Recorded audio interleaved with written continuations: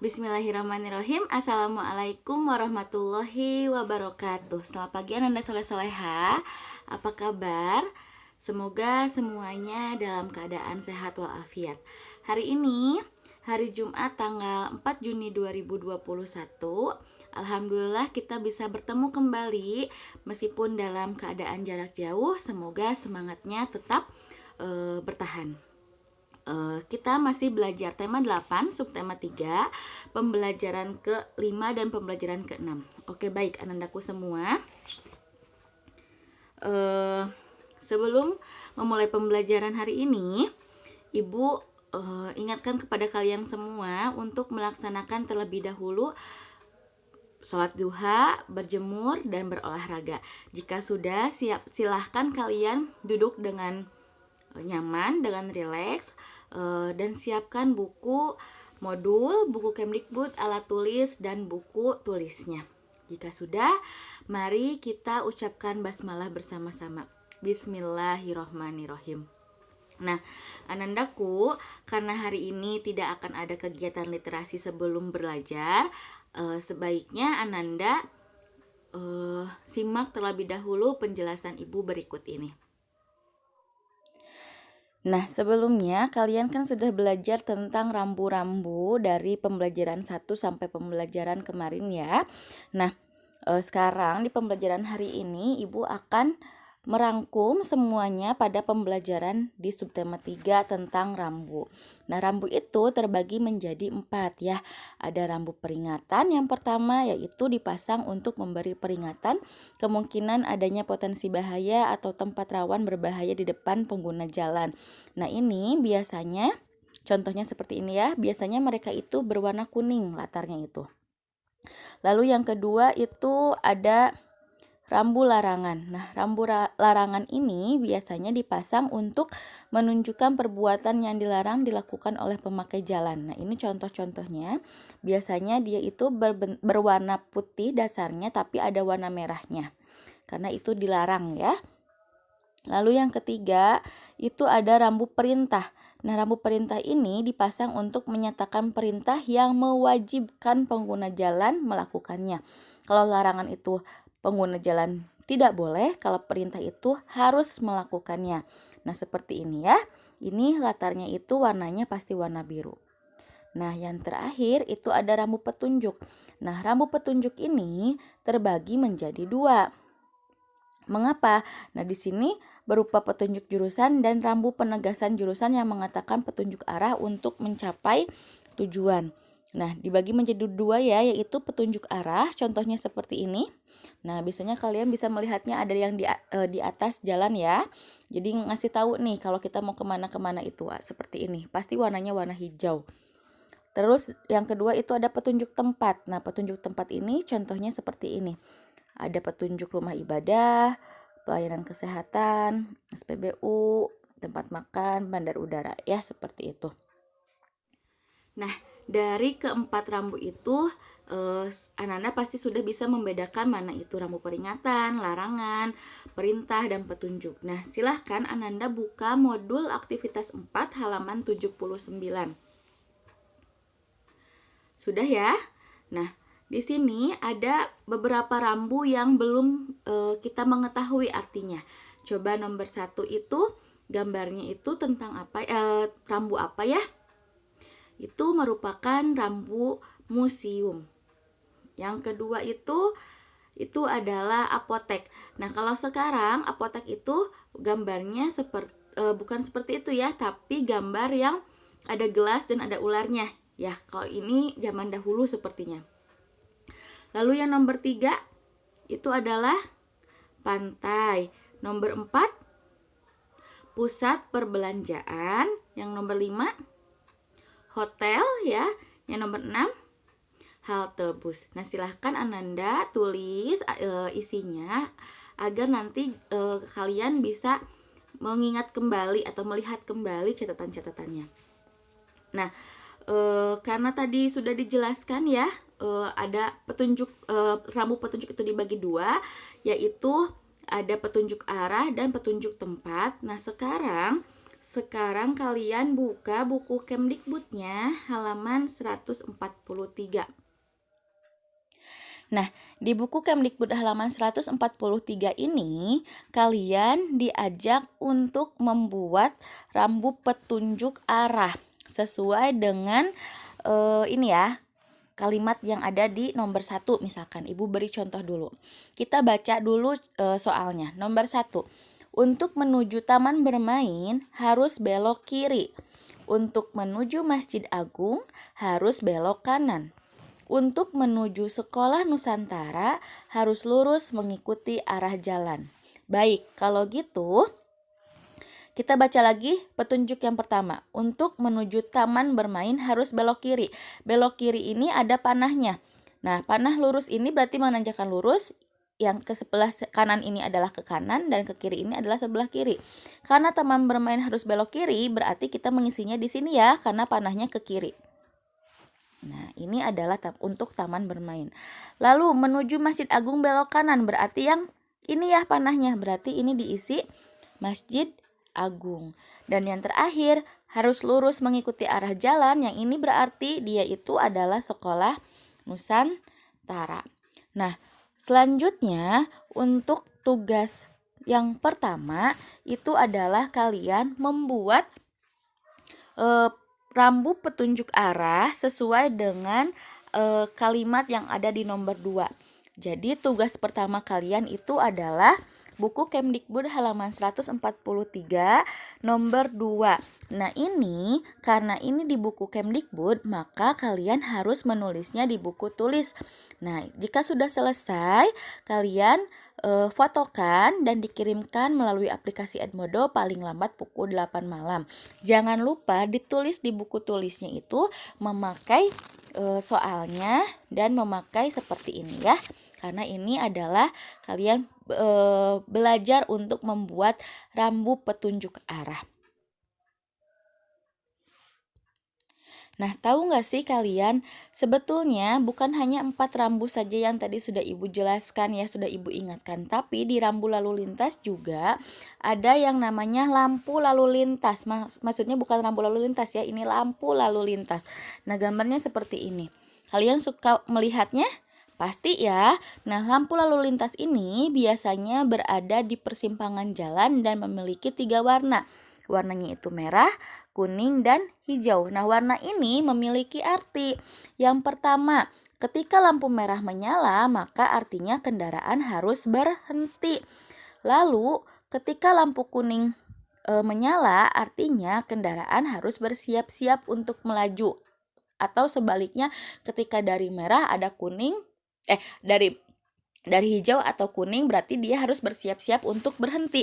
Bukan ketika kita berganti lampu menjadi kuning itu bukan kita untuk mengegasnya ya untuk selalu maju, bukan, tapi untuk bersiap-siap, baik bersiap-siap untuk berhenti atau bersiap-siap untuk melaju, tergantung dari merah atau dari hijaunya.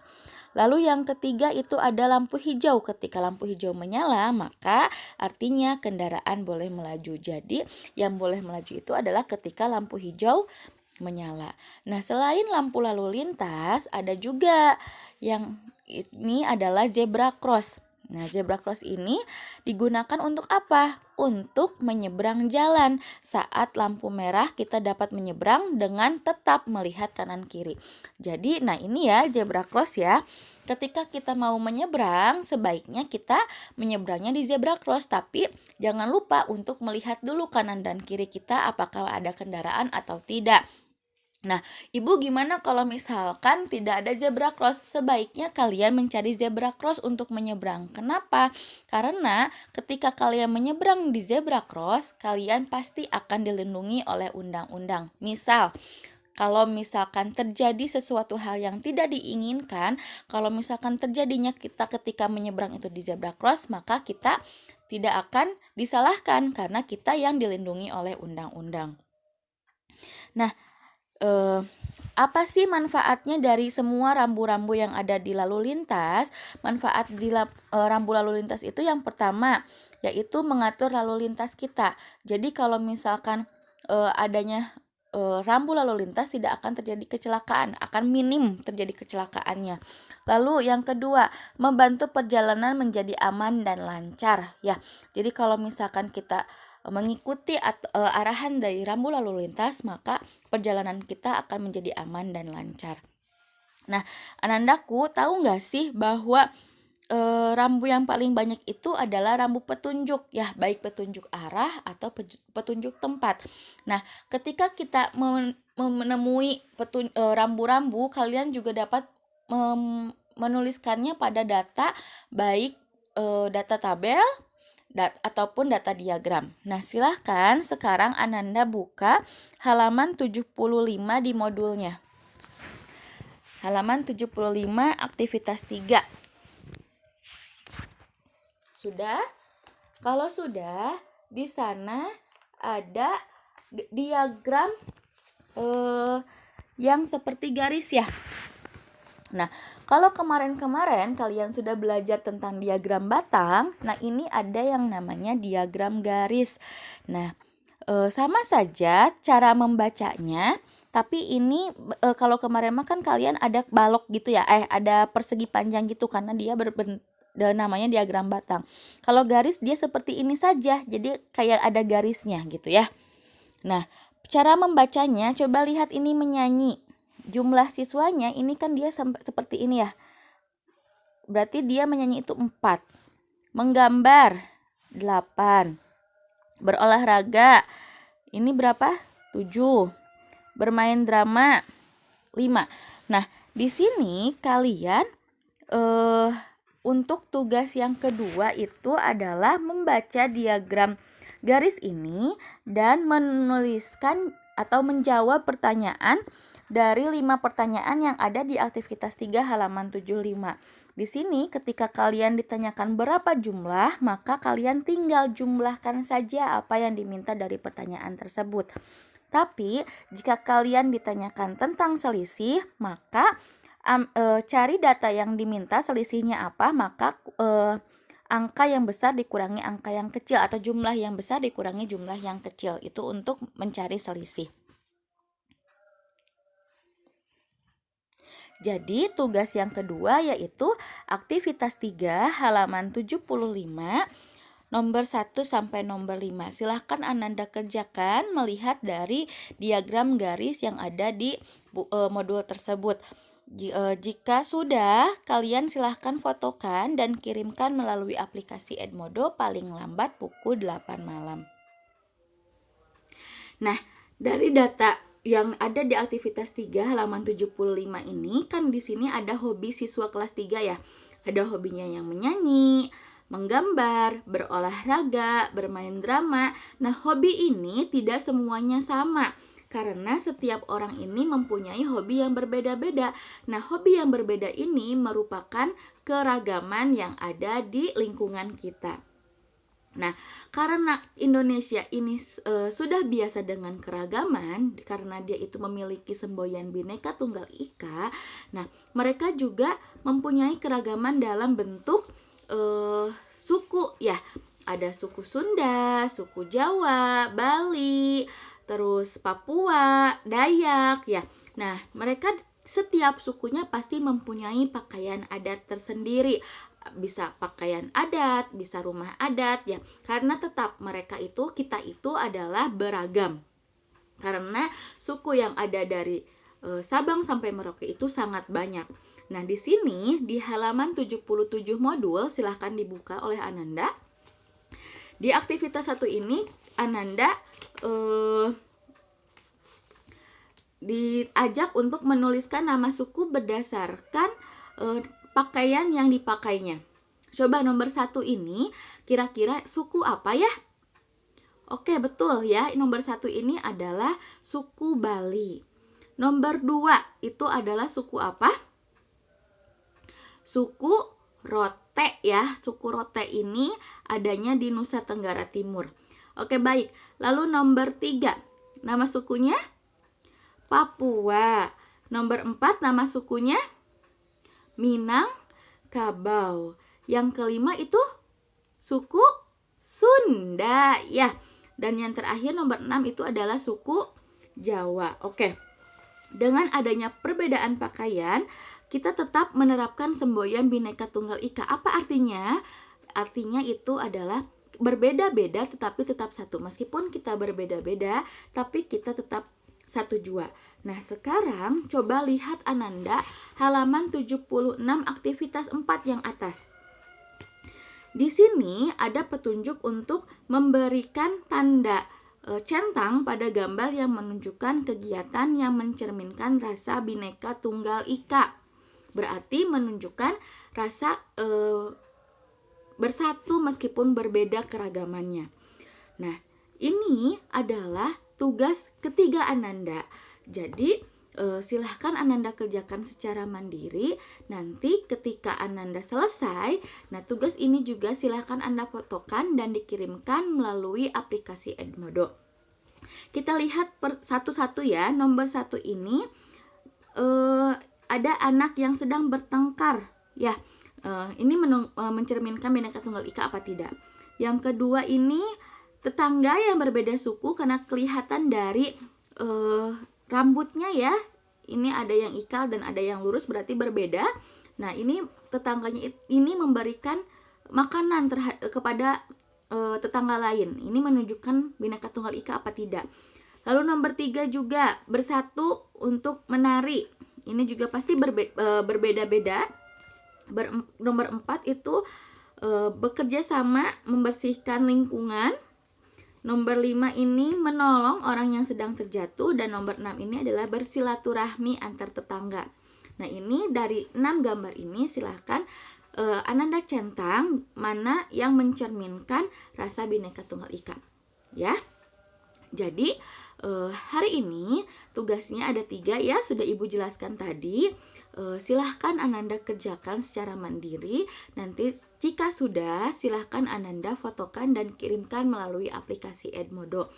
Jangan lupa apa yang telah Ibu berikan, silahkan Ananda catat untuk bahan-bahan Ananda menghafal persiapan penilaian akhir tahun. Nah, sekian pembahasan hari ini. Mohon maaf apabila ada kekurangan. Besok kita ulangan harian subtema 3, tema 8, dan juga ulangan harian bahasa Sunda. Mohon maaf apabila ada kekurangan dan kesalahan dalam pengucapan. Wabillahi taufiq wal hidayah. Wassalamualaikum warahmatullahi wabarakatuh.